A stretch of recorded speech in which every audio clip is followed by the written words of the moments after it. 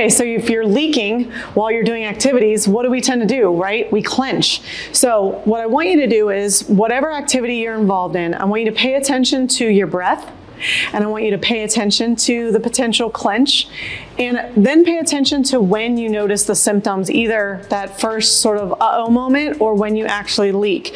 Because a lot of times if you can regulate your breath, what I mean by that is like a nice steady inhale, nice steady exhale. And even if that inhale exhale pace is picking up as you're doing more cardio, that's fine.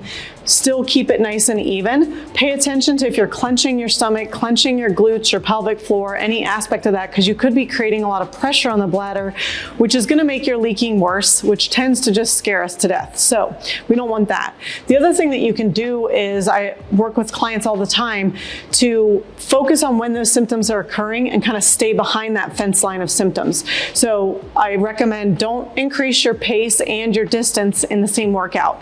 If you notice maybe you start to leak around the 1 mile mark and you really want to run 5Ks consistently, then let's work on 1,000 meters, 1,200 meters, reset, which walk for a second, take some deep breaths, just gently engage the pelvic floor, go run again. You'll get to your 5K, maybe not without stopping, but if you can stay symptom free, that helps the whole body calm down, gives you that confidence, right? You don't want to mentally have that chewing at you all the time. I'm about to pee, I'm about to pee, I'm about to pee. And I do not want you peeing before your workout, peeing halfway through your run, peeing at the end of your workout, because you're going to make it worse. The bladder just gets tighter.